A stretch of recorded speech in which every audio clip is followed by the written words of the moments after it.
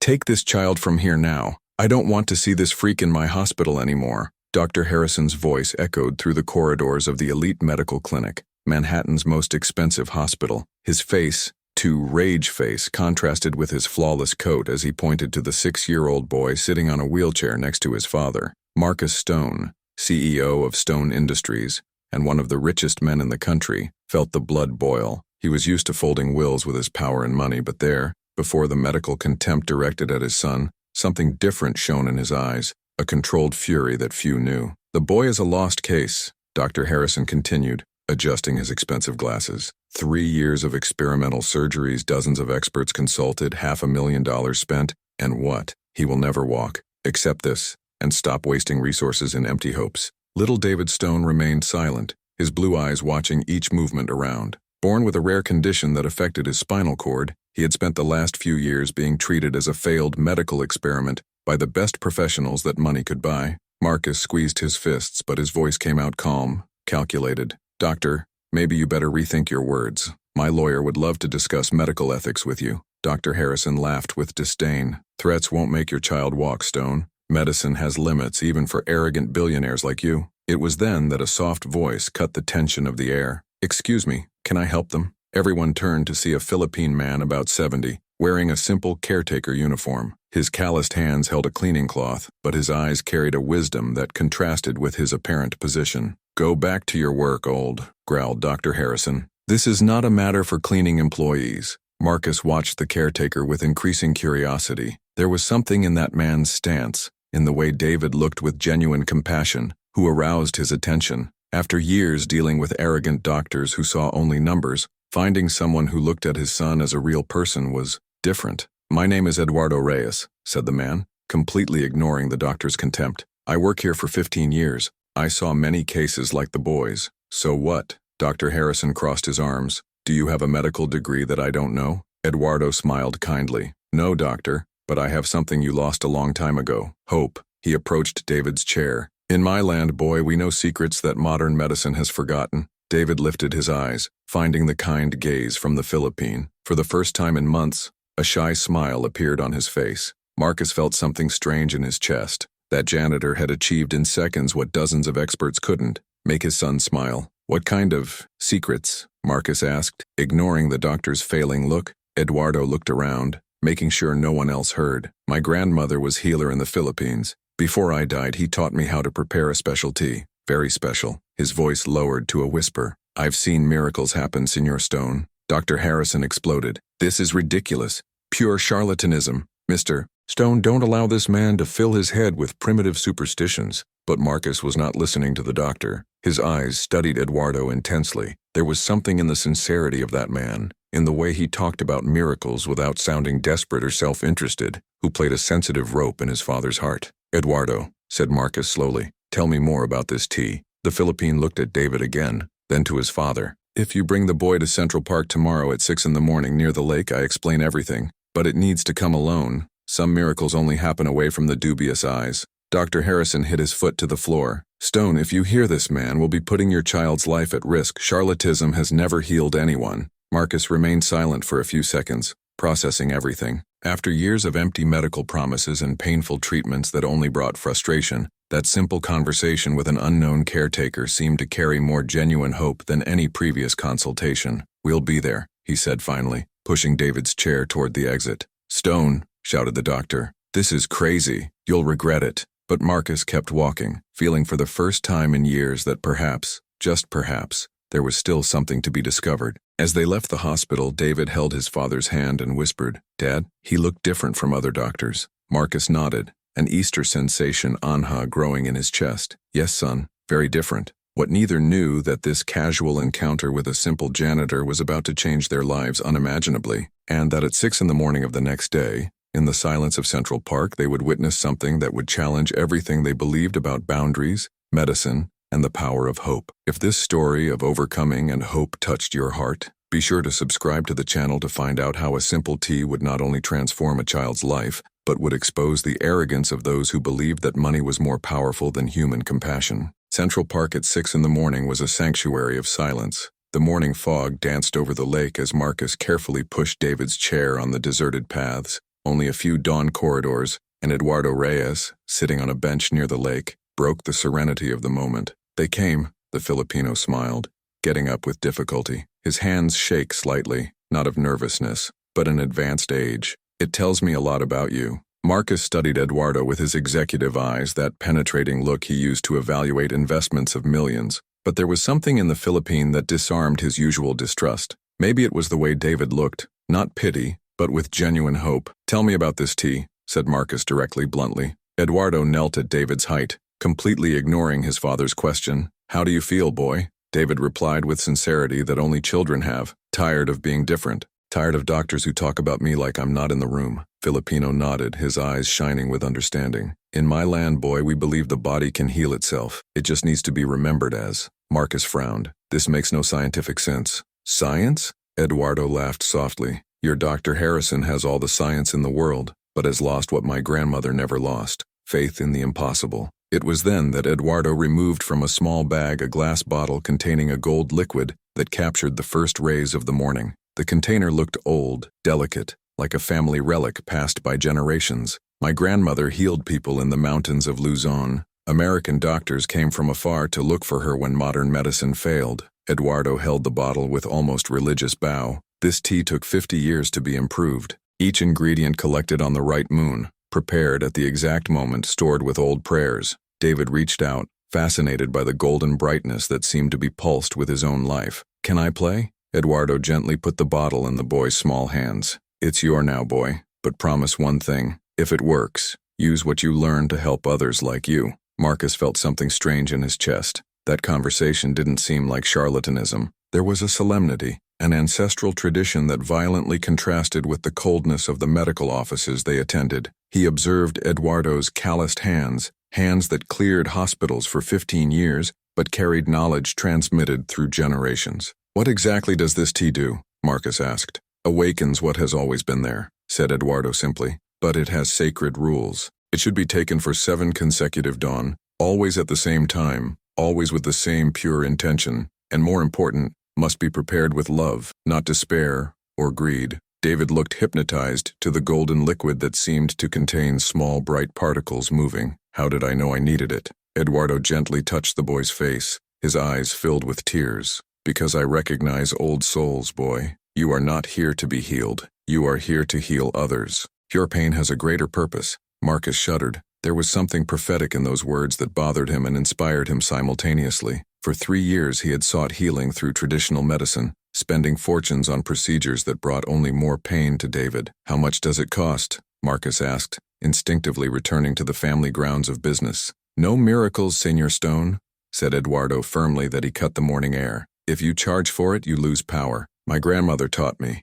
True healing comes from the pure heart, not full wallets." At that very moment, as if the universe tested its determination, Marcus's cell phone rang with insistence. Dr. Harrison appeared on the screen, probably annoyed by the absence in the appointment. "Stone, where the hell are you with the boy? I made an experimental surgery for today. I paid a fortune to bring a London expert." "Ho walk." Marcus looked at Eduardo, then to David holding the sacred bottle like a treasure. The difference between the two approaches was glaring: a money and medical ego, another based on tradition and genuine love. For the first time in years, he decided to hang up the phone without answering. "Dr. Harrison won't like this decision," Marcus murmured, watching the dark screen of his cell phone. Eduardo smiled mysteriously, as who knows secrets that modern medicine refuses to accept. "People like this doctor never like when they lose control over what they consider property." "Like this?" Marcus frowned, presenting that there were deeper layers in this story. "Do you think it is coincidence that he rejected so many alternative treatments in the last 3 years?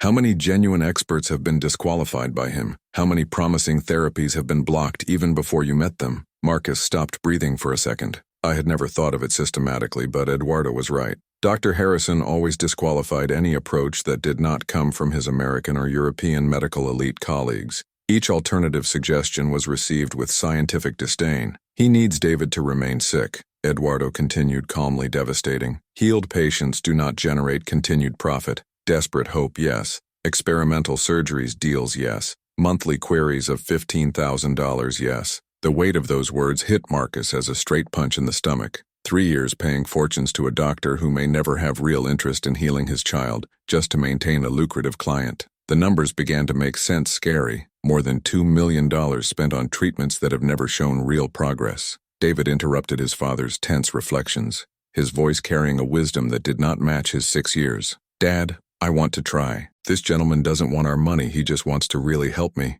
Eduardo stood slowly, his joints crackling with age, but his eyes shining with young determination. Begin tomorrow at sunrise, just at 6 o'clock. First dose right here in the park, full fasting. And remember, 7 consecutive days without exception. A single lost day breaks the cycle and everything should start over. And after the 7 days? Marcus asked, genuinely curious for the first time in years. Then we'll see what true miracles are done. Eduardo smiled, starting to walk slowly away, carrying only his simple bag. Then he turned one last time, his face serious. Oh, and Senor Stone, they don't tell anyone yet. Miracles desperate people can make very dangerous decisions, and people who profit from disease can be even more dangerous. Marcus watched the old Philippine move away from the centenary trees, carrying decades of ancestral knowledge in such a humble figure that he would go unnoticed in any crowd. There was something deeply powerful in that simplicity. Dad, David said, still holding the golden bottle that now seemed to be pulsate with his own energy, I feel something big is about to change,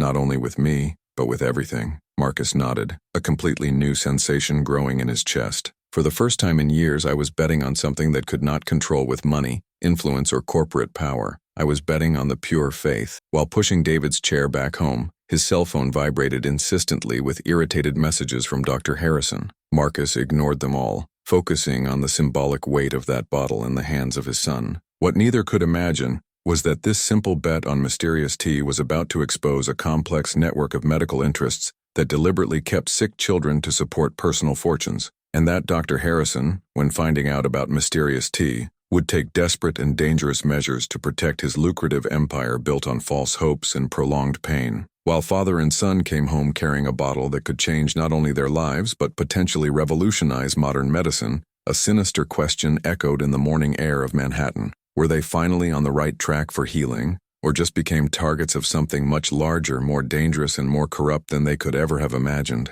The first dawn arrived with a golden mist that seemed to bless the sacred moment. Marcus pushed David on Central Park at 5:45 a.m., 15 minutes before the time scheduled by Eduardo. The ancestral bottle was carefully packed in a small thermal bag, protected as an invaluable treasure. "Are you nervous, Dad?" David asked, watching his father's tense hands on the Sidera. "A little," said Marcus honestly. 3 years of empty medical promises had left deep scars in their hope. "And you?" "No," David replied with surprising serenity. "I feel this is different. I feel that Eduardo really cares." Eduardo was already waiting in the same bank, but this time he was not alone. A Philippine woman of about 50 years, with gray hair tied in a simple bun, remained beside her carrying a small, worn leather bag. "This is Carmen, my niece," said Eduardo, rising with difficulty. "She has been a nurse at Mount Sinai Hospital for 20 years. He has come to ensure that everything is done with medical security." Carmen approached David with a genuine but professionally cautious maternal smile. "Can I check your vital signs before we start?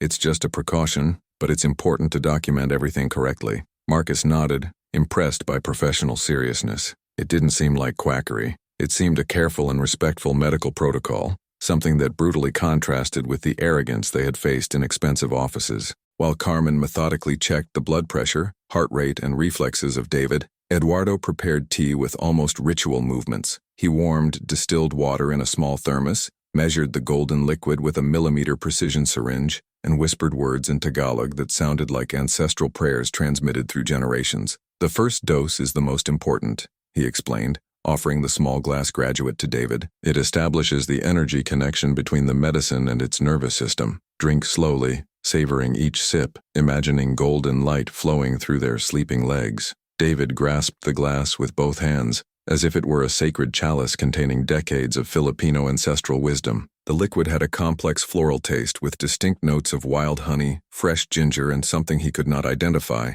a kind of electric heat that descended through his throat and spread his body like waves of energy. "How do you feel, dear?" Carmen asked, monitoring closely as he wrote observations in a detailed medical notebook. "Hot," said David, genuinely surprised. "My legs are tingling strangely. It's like someone had turned on a shot that has been disconnected for years." Marcus leaned forward, divided between hope and scientific alarm. Is this medically normal? Perfectly normal. Eduardo smiled with quiet wisdom. The body is awakening neural connections that were numb. Over the next 6 hours it may feel several sensations: tingling, heat, sometimes small involuntary muscle spasms. Everything is part of the reconnection process. They remained in the park for another hour, watching David carefully. The boy seemed more alert, more vibrant, as if a subtle but powerful energy was circulating for his small body for the first time in 6 years of life. Tomorrow, the same time, Eduardo instructed as he carefully kept the empty bottle. And remember, don't comment to anyone yet, especially with traditional doctors.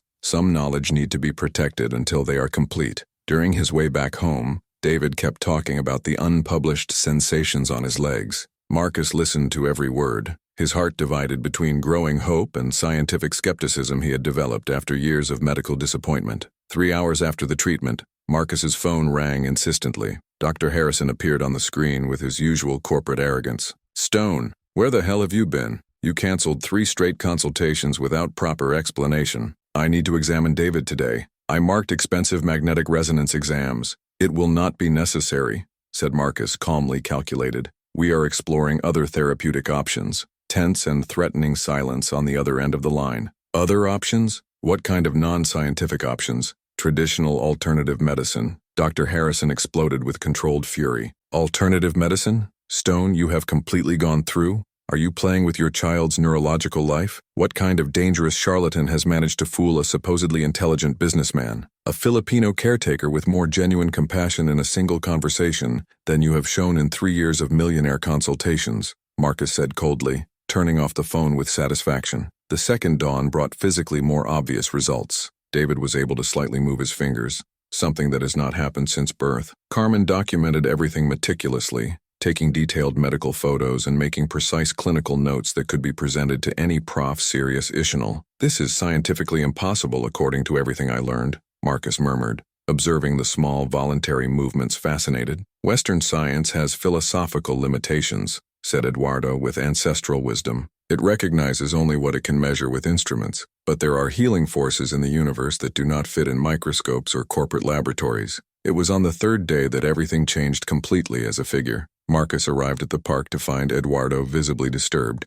constantly looking over his shoulder as if he feared being followed by hostile forces. "Did anything happen?" Marcus asked, concerned about the drastic change in the behavior of the Philippine. "Last night, 2 men in dark suit appeared in my humble house in Queens," said Eduardo in a low and tense voice. "They said they were federal medical fraud investigators. They wanted to know details about the unlicensed experimental treatment I'm offering to rich patients," Carmen confirmed with visibly tense expression. "They also went to Mount Sinai Hospital where I work. They asked specific questions about my supposed involvement with unlicensed and potentially dangerous medical practices." Marcus felt the blood freeze in his veins. The coincidence was impossible. Only one person knew enough details about treatment: Dr. Harrison. "Most likely," Eduardo nodded seriously, "but there is something even more sinister. One of the men explicitly mentioned that certain multinational pharmaceutical companies have a direct commercial interest in protecting the lucrative market from experimental neurological treatments." "Pharmaceutical companies?"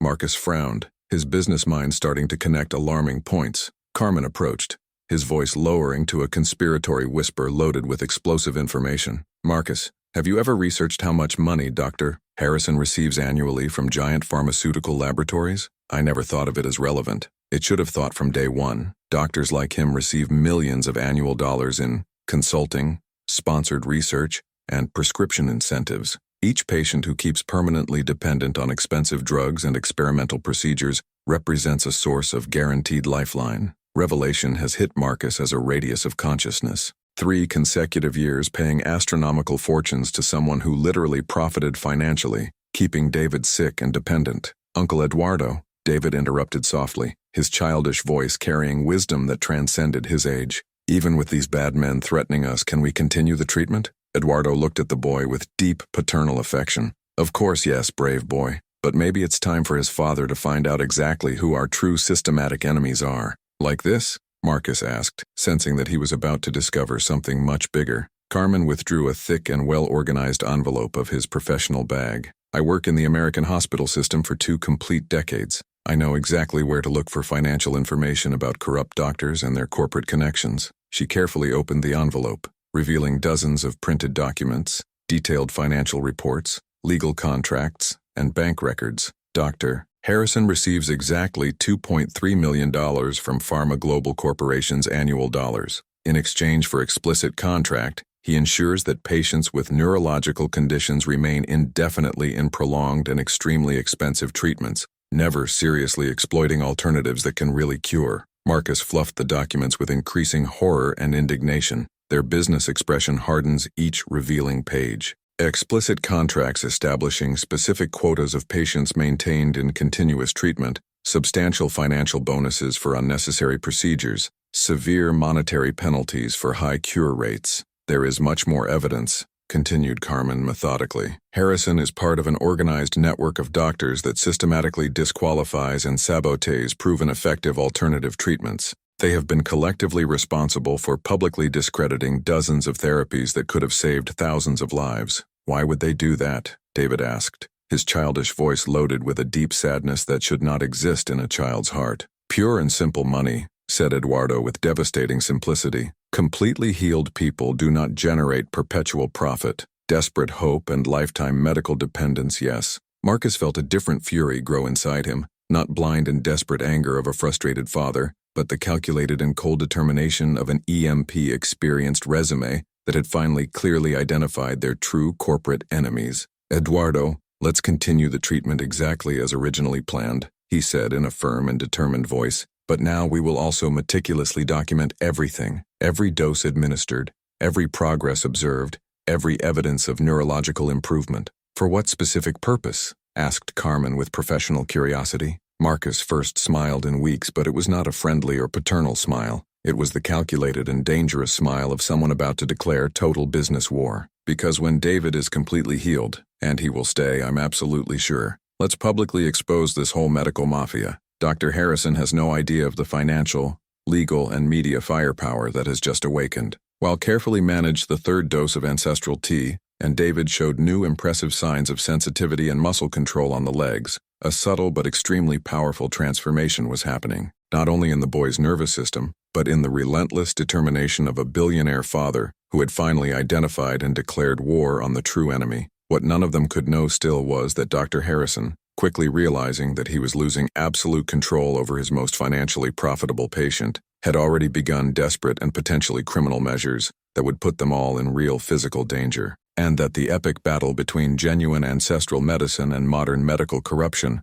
was about to become much more dangerous and public than any of them could have imagined. The seventh and last dawn arrived with a storm that seemed to reflect the accumulated tension throughout the week. Marcus pushed David through Central Park under fine rain, both determined to complete the sacred cycle despite increasingly dangerous circumstances. Eduardo and Carmen were waiting for them under a large centenary oak, but this time they were not alone. 3 men of dark suit remained close, clearly observing each movement of the small group. One of them spoke discreetly on the phone, his predatory eyes never leaving the small group. "Today is the decisive day," Eduardo whispered, his hands shaking more than normal in carefully preparing the final dose. 7 complete doses of ancestral tea. If it will work, it will now be. 50 years of family tradition depend on this moment. David received the last sip of ancestral tea with almost religious solemnity, as intuitively understood the historical magnitude of that moment. This time, the sensation was completely different. An electricity traveled all its small body, focusing intensely into its dormant legs 6 long years ago. "I feel something completely strange,"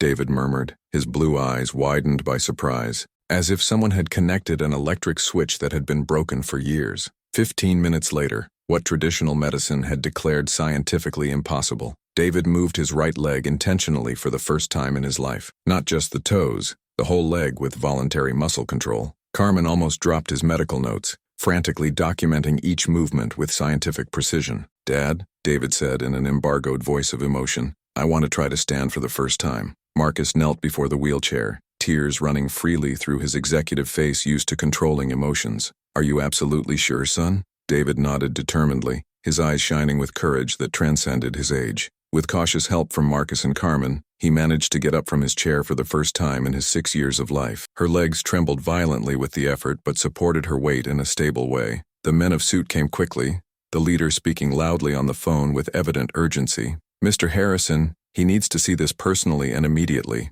Boy Stone is literally standing, I repeat, he's walking. It was at this dramatic moment that Dr. Harrison appeared running around the park as a possessed man, accompanied by 2 private muscular security guards and a complete medical team with noisy ambulance. "Stone! Stop this dangerous madness right now!" Harrison shouted, panting and visibly in a panic. "This man has no valid medical license. He is putting his child at a deadly risk." Marcus positioned himself protectively in front of David, who was still standing in Carmen with impressive dignity. "Dr. Harrison, my son is standing for the first time in his life. Explain this with his superior medical science." "Scientifically impossible." Harrison looked David with increasing horror and total unbelief. "This cannot be happening real. I personally reviewed all neurological exams. The condition is medically irreversible." Eduardo took a brave step ahead, his humble dignity contrasting brutally with medical panic and arrogance lameness. "Dr. Harrison, perhaps your Western science has serious limitations that you refuse to admit for professional pride." "Shut up immediately," Harrison exploded with uncontrolled fury. "You're just a Filipino caretaker. You know absolutely nothing about neurological medicine." He turned to Marcus with increasing despair and a trembling voice. "Stone, this primitive tea may have caused serious temporary neurological damage. We need to take David immediately to our hospital." It was exactly at this moment that Marcus made the strategic decision that would change everything forever. "Carmen, did you do it, documented and recorded everything with your professional medical camera?" "Every second from the first day of treatment," Carmen replied firmly, holding a small digital device. 7 full days of neurological progress documented with precise timestamps and detailed professional medical analyses. Marcus removed his premium smartphone and immediately called simultaneously for 3 strategic contacts: his personal lawyer specializing in medical fraud, the executive director of New York's largest investigative newspaper, and producer of the most assisted medical program of national television. "Dr. Harrison," said Marcus, calmly calculated, "you have exactly 30 seconds to honestly explain why 3 consecutive years have been deliberately ensuring that my son would never receive treatment that actually worked." Harrison paled visibly, sweat running down his forehead despite the cold rain. "What exactly is you talking about? I don't understand these accusations." Carmen approached as an experienced promoter carrying the explosive envelope of incriminating documents. "Dr. Harrison, you need to publicly explain these specific contracts with the Pharma Global Corporation, specifically the contractual clause that establishes heavy financial penalties if your neurological cure rates exceed 15% annually." The panic in Harrison's eyes was absolutely total and desperate. "Where the hell did these confidential documents get?" "These contracts are strictly confidential. They are evidence of criminal activity," says Marcus coldly. "And in 15 minutes precise, they will be simultaneously in the hands of each Manhattan investigative reporter, each federal prosecutor, and each group of rights of patients in the country." David, still standing with impressive determination,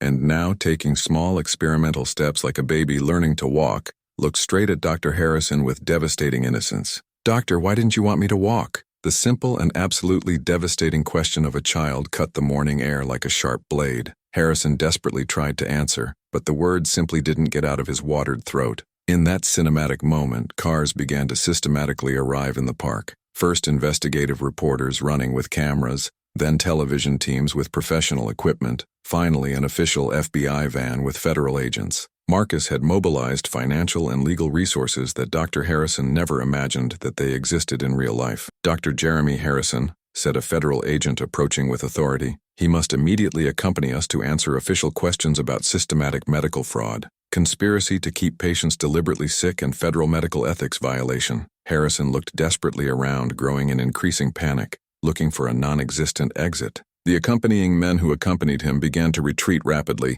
clearly not wanting to be associated with the medical scandal that was exploding before national cameras. "This is a judicial misconception," Harrison shouted as he was escorted with committed dignity. "You can't prove absolutely anything. I'm a respected doctor for 20 years. Carmen calmly raised his professional tablet, methodically showing dozens of organized scanned documents. "Dr. Harrison, we have signed contracts, incriminating emails, detailed bank records, and telephone call recordings, including a specific recording where you explicitly discuss David Stone in perpetual treatment to maximize pharmaceutical profits." Harrison's face collapsed completely like a castle of cards. 3 years of untouchable medical arrogance have paralyzed in devastating seconds in the face of the irrefutable evidence of their systematic and calculated corruption. David, now walking slow-mind but determined between Marcus and Eduardo as a living symbol of victory over corrupt medicine, he silently observed reporters documenting every historic moment of the fall of a medical empire. "Dad," said David, wisdom that he transcended his 6 years.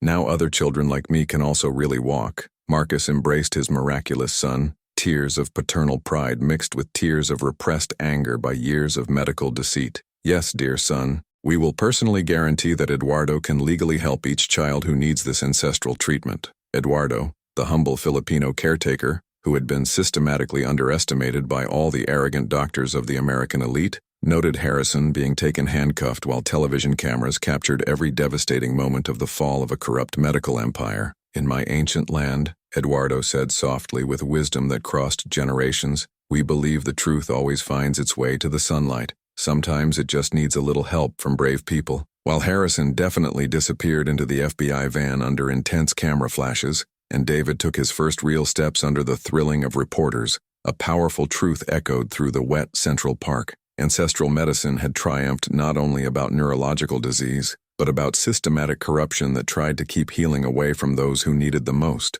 But the true social transformation was just beginning in the lives of all of them. In the next few hours, the whole world would find not only about a boy who returned against all medical probabilities, but about an international medical conspiracy that kept thousands of deliberately sick children to support billionaire profits from pharmaceutical corporations. And Marcus Stone, the billionaire father who had been methodically deceived for years, was about to use all his business fortune and political influence to ensure that it was only the first victory of a much greater war against systematic medical corruption that destroyed money for money. 6 months after the dramatic confrontation at Central Park, the world had irreversibly changed. What began as the story of a boy who walked again became a medical revolution that shook the power structures of American and international medicine. David ran freely through the gardens of the Eduardo Reyes Center of Integrative Medicine, a modern complex erected in the same place where he had taken his first sip of ancestral tea. His legs, once inert for 6 years, were now strong and agile as if they had never known paralysis. "Dad, more 15 children arrived today,"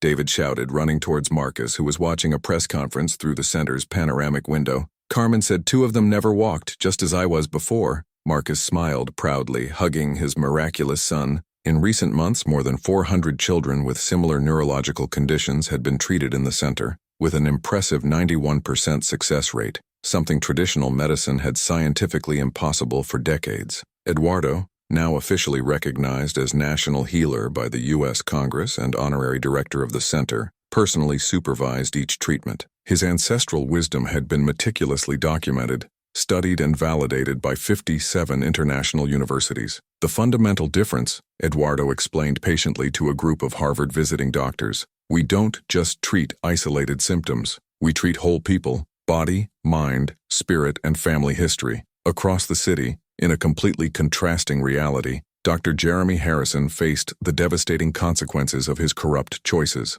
After 8 months of public trial widely covered by the national media, he had definitely lost his license, facing multiple criminal proceedings and seen his entire personal fortune to be confiscated to pay millionaire compensation to hundreds of families who had methodically exploited for 2 decades. His medical empire had completely collapsed like a castle of cards. The prestigious elite medical clinic had definitely closed its doors. 23 accomplices lost their professional licenses, and Pharma Global Corporation faced federal criminal investigations in 18 different countries. Harrison, that former criminal doctor, I have never heard of him again, a former colleague muttered to find him as a cashier in a neighborhood supermarket in Queens, where he now earned a minimum wage to survive. You have completely destroyed the confidence of a whole generation of patients in the traditional medicine. Harrison lowered his head, embarrassed, carrying the overwhelming weight of decades of corrupt and greedy decisions. He had lost not only his medical career and multimillionaire fortune, but also his family.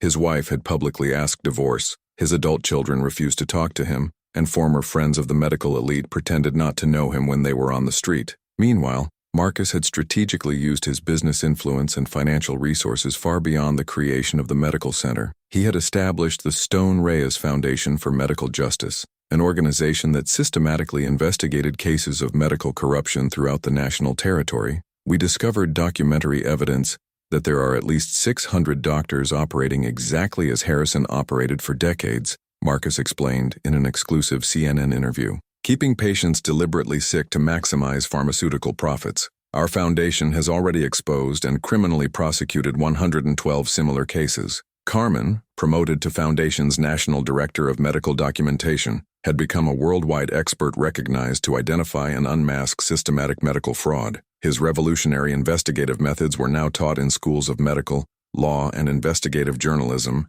in 28 countries. What we have found through years of research, Carmen said in a lecture at Harvard University, is that systematic medical corruption disproportionately vulnerable communities, children with disabilities, elderly without resources, ethnic minorities, people who blindly trusted medical authority figures who exploited them financially. David's transformative history has spread globally as fire, inspiring fundamental legislative changes in 43 countries. The Revolutionary Protocol Stone became an American federal law, demanding that all doctors publicly disclose all payments received from pharmaceutical companies, with criminal penalties for omission. 3 years after the first historic meeting at Central Park, David celebrated his 10th birthday running a charity marathon to raise funds for children with neurological disabilities. More than 5,000 people participated, including dozens of children who had been considered lost cases by traditional medicine. When I couldn't walk or move my legs, David said emotionally in his post-corridor speech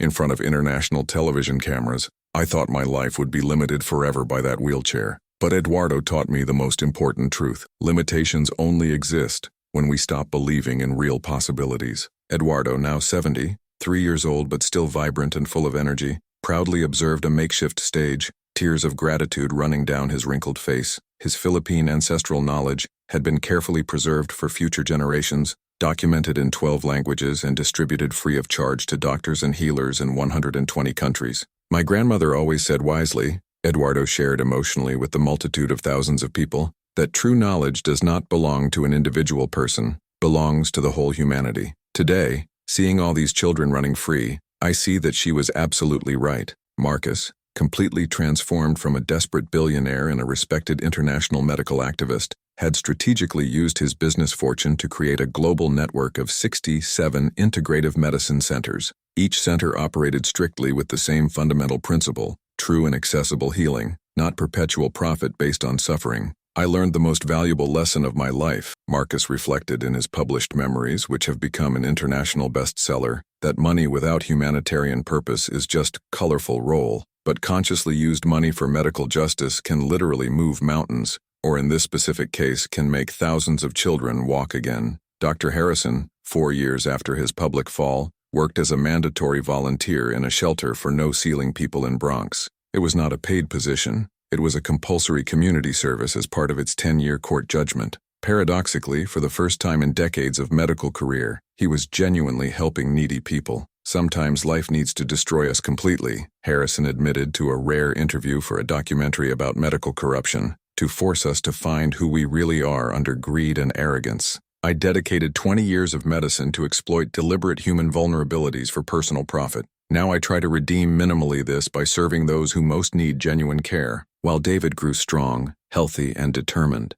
becoming a recognized international spokesman for the rights of children with disabilities, the deep lesson in his history was inspiring through generations, that ancestral wisdom and modern technology could coexist harmoniously, that systematic medical corruption could be defeated by determined and well-informed parents, and that sometimes a simple Filipino caretake medical elite corrupted by corporate greed. The deepest and most lasting transformation, however, happened quietly in the hearts of each person played directly by that revolutionary story. Thousands of families have discovered courageously that they had real power to question medical authorities, carefully investigate alternative treatments, and demand total transparency from professionals who previously considered untouchable and unquestionable. The best possible revenge, Marcus said in his last great public appearance. It was not simply destroying Harrison in person, it was to build something infinitely larger and more powerful than he could ever have imagined. It was systematically transforming our familiar pain into accessible healing for thousands of other desperate families. David, now 13-year-old, ran daily for the same historic paths of Central Park, where 4 years before he had a wheelchair to get around. But this time inspiring, it was not alone. Hundreds of other children who had been medically declared impossible to cure happily running, all of them living and vibrant witnesses that authentic miracles happen when ancestral wisdom finds modern determination. And Eduardo, the humble Filipino caretaker who had permanently changed American medicine with a simple bottle of ancestral golden tea, emotionally watched all those children running completely free, whispering a prayer of deep gratitude that his grandmother had affectionately taught him decades ago. Thanks for allowing me to be a conscious instrument of healing in a world that needed to remember that true medicine comes from the heart, not from the compassionate medicine corporate greed. David Stone's transformative history has definitely proved to the world that sometimes the largest medical revolution in history can begin with a seemingly casual encounter between a desperate billionaire and a wise caretaker on any morning in Central Park, and that when systematic corruption finds ancestral compassion, compassion always triumphs spectacularly. If this real story of overcoming, medical justice, and social transformation has deeply touched your heart, be sure to subscribe to the channel and activate notifications, because inspiring stories like this powerfully remind us that no child should ever suffer for medical greed, and that sometimes the true heroes of humanity are exactly those that society least expects. As a humble Filipino janitor who changed the whole world with ancestral wisdom and unconditional love.